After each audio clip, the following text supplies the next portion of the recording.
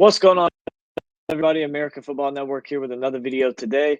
And today we're bringing you guys our Virginia Tech preview prediction video. But before we get started, make sure you guys like and subscribe, comment those thoughts and opinions down below. Let me reach that goal of 1,400 subscribers by the end of July. We're about, I think, 60 away. So let's get rolling on that. Help us hit that goal. We appreciate all of you guys. Check out the description for links to our shop, podcast website, patron page, and our college football roundup channel. But let's go ahead and get started with today's video. So we're on Virginia Tech. A good season for them last year compared to what it's been in the past. Good second year under Brent Pry. They went 7-6, and this one after a rough year in his first year. Had a win over Old Dominion and lost 3 straight to Purdue, at Rutgers, at Marshall. Then they made the switch to Kyron Jones, I believe, after the Marshall game. Beat Pittsburgh, lost to Florida State, beat Wake Forest, beat Syracuse, lost at Louisville, beat Boston College, lost to NC State, beat Virginia, and beat Tulane in the Military Bowl. So good turnaround for Virginia Tech. They're at the end of the season after going 1-3 in their first 4. They didn't finish out the season at 6-3 in their last 9. And I expect more good stuff out of them this season as they return 8 starters defensively, all 11 on the offense. And you look at recruiting, they're getting better recruiting. And Kyron Jones may be the best quarterback in the ACC. Now, I don't think he is, but he definitely could show that this season. I think he's somewhere around 3 or 4.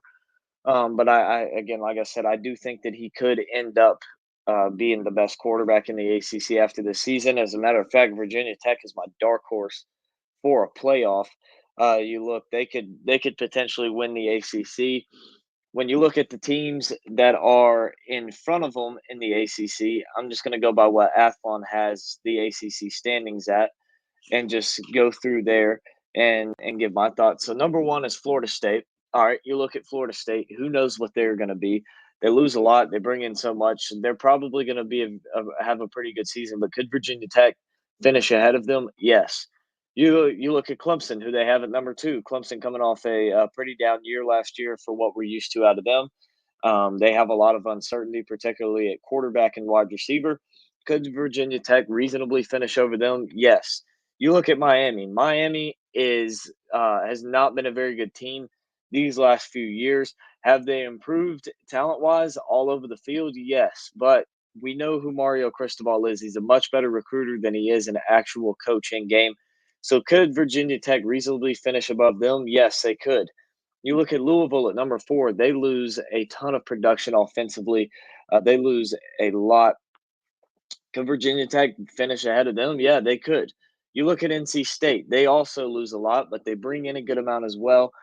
They have a good head coach in Dave Doran. They always do pretty good. But could Virginia Tech finish ahead of them? Yeah, I mean they definitely could finish ahead of them. So it's not likely, but you can make a reasonable case for Virginia Tech to end up in the ACC championship game and potentially even win the ACC championship game, which would put them in the college football playoff. Which is just crazy to think, because if you told somebody 3 years ago that, walk up to them, hey, in 3 years, Virginia Tech's going to have a shot at the college football playoff, you would have laughed in their face and told them they're crazy. But it's true. Virginia Tech can reasonably make it this year, and I think they're going to have a great season. Kyron Jones and this rushing attack is elite. You look at Jalen Lane on the outside at wide receiver. He may be end up having the best season of all these receivers in the ACC. I think he sits somewhere kind of like on the second team All ACC list, but I could see him as a first team conference wide receiver. And the secondary for this team, they bring back all 5 starters, and all of them are seniors, other than Mansour Delane, who is a junior. They're all very talented ball hawks. And on the D line, you do lose 2 of your 4, and at linebacker, you lose 1 of your 2 guys. So a few pieces lost defensively, but offensively, man, bringing back every starter is huge. Allie Jennings Jr. at wide receiver also going to be a big threat, as well as Daquan Felton, Stephen Gosnell. They have some playmakers on the outside. They have an elite quarterback, and they have a very good running game as well that really powered them in the second half of the season last year. I expect big things out of Virginia Tech this year. So let's go ahead and jump into their schedule, see what I have them going this year. So week one, start out at Vanderbilt. This is going to be a win. They're going to destroy Vanderbilt. Vandy just doesn't have the talent to compete with Virginia Tech. They're just, a bad team. Then in week two, you get Marshall. You lost to them last year on the road 24-17. That ain't happening again.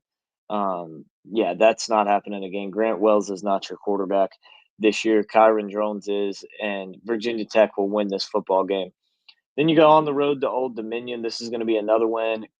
Again, Old Dominion just doesn't have talent to compete with Virginia Tech. These are three good games to start out the season to get rid of some of the early season growing pains, get everything molded together nicely, and get into the tougher part of your schedule.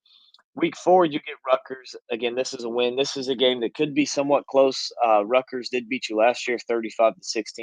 This could be a closer game, but I don't think it's going to be much of a problem for Virginia Tech. I think they're going to win this game 10 plus points. I think it's one that could be close for about 2.5 quarters, but I see Virginia Tech pulling away in the end.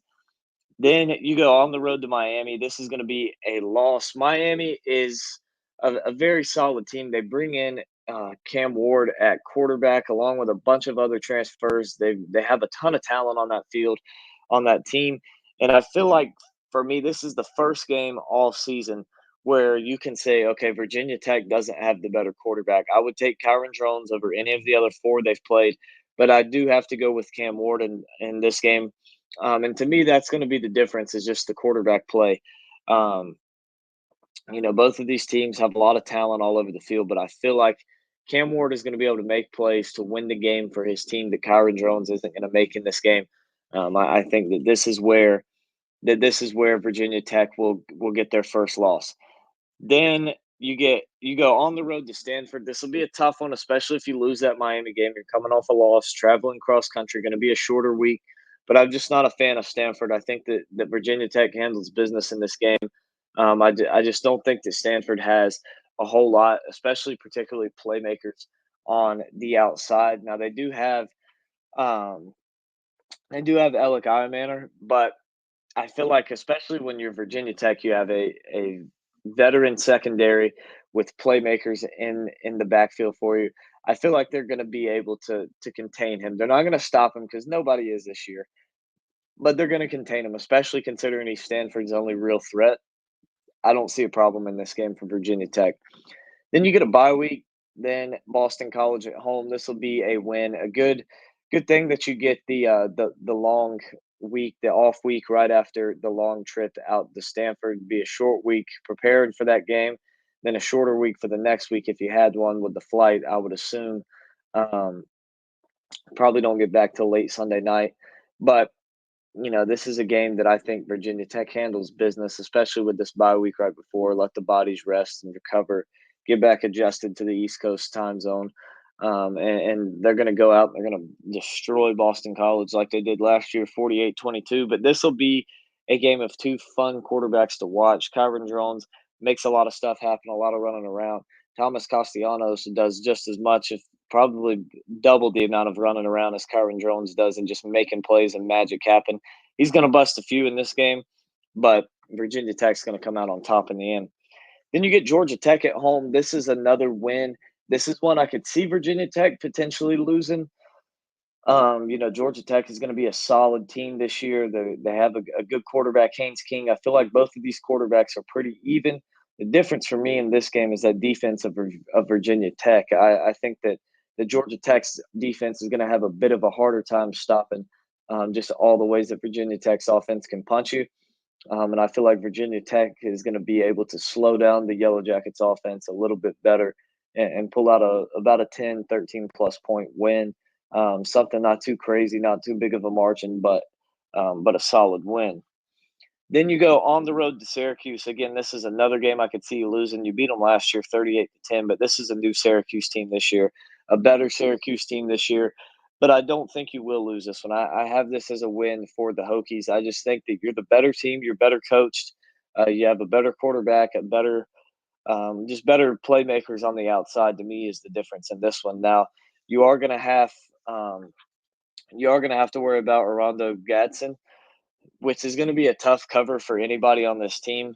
But I feel like Virginia Tech has what it takes to guard him, and I feel like they have the weapons on the outside to really attack this pretty solid secondary that Syracuse has, and come away with a win. Then you go or no, you get Clemson at home this year. Um, Again, this is a game that I think you can win, but I do have this game as a loss. I expect Clemson to be better this year. Their receiving core is the best it's been in 3 or 4 years, and it looks like we saw a lot of positive signs out of Cade Klubnik last year, a lot of bad ones as well, but a lot of growing steps from him last year, and I expect even more this year. I think he's going to be a very good quarterback this year. I think that the wide receivers for Clemson are vastly improved, and I think that's going to be the difference in this game. And even if they don't play well enough, I feel like between the running game for Clemson and the defense that they have, they're going to be able to stop Virginia Tech and keep this to a lower scoring game if needed, if their offense can't get rolling. But this is one that is going to be an electric atmosphere. As a Clemson fan, I want to go to this game. I want to go see Virginia Tech. I've been up there one time before. Me and my buddy, the football expert, make sure you guys check his channel out. He's a Notre Dame fan. We went up there a few years ago. I think back in 2021, it was up there for Notre Dame, Virginia Tech, a night game. And that was, people say Clemson has the best entrance in college football. As a Clemson fan, I have to disagree. I think a night game at Lane Stadium when it's packed out and they're playing Enter Sandman, that is just chills. It was the coolest entrance to a football game I've ever seen in my life. Clemson's a close second, but Virginia Tech's got them beat. That's for sure. Best entrance in college football. It was insane. So I hope I can get up there for that game. We'll see. We'll see what I can make happen. Then we get a bye week. Then we go on the road to face Duke. Virginia Tech will. I have this game as a loss. I know it comes off a bye week, but I feel like the Clemson game is going to be a close game, a tough loss. I feel like Duke is going to be a very tough team, a very physical team, just like they were under Mike Elko. That defense, they do lose a lot defensively, but Manny Diaz is a great defensive coordinator. I feel like he's going to have that defense very tight. I love Malik Murphy transferring to Duke at quarterback. I think that Duke has some playmakers on the outside. I think they have another really good running back. I'm blanking on his name. I'm blanking on the dude's name. Crap. I remember their running back from last year. He transferred into NC State, Jordan Waters. What is Duke's running back's name? Jaquez Moore. That's right, Jaquez Moore. He's a solid running back. I think he's going to have a very productive season for the Blue Devils. Um, when you look at Jordan Moore that you got out at wide receiver, I think that he's going to be a playmaker on the outside for Duke. I expect Duke to have a pretty good season in Manny Diaz's first year. I think this is a little bit of a better fit for him than Miami was, and I think that they will get the win over Virginia Tech in this one. Then the final game of the regular season for the Hokies against Virginia. I have this game as a win. I I love Tony Elliott as an offensive coordinator at Clemson. I think he's a terrible head coach at Virginia. Now, in his defense, there has been a lot of stuff going on. I mean, in his first year, there was a shooting there. They canceled half the season. So he's had a bit of a rough first step into the door at Virginia, but he hasn't really done much. I mean, last year he did okay. Went 3-9. That was a step up from what he was the year prior. But I still just, I mean, last year you beat them 55-17. Like you absolutely murdered them on the road in their building. I see a similar score here. I think in the rivalry game, Virginia Tech is going to blow the doors off of Virginia. Don't think this is going to be a close game at all. Don't see Virginia getting any sort of hope in winning this one. So overall, I have Virginia Tech at 9-3, a very good season for them. Like I said, they're my dark horse pick to make the playoff. I love Virginia Tech. Going to be watching a lot of their games this season. So appreciate all of you guys watching, you Virginia Tech fans. Let me know what you thought down in the comments below. Appreciate everybody tuning in today, and we will see you next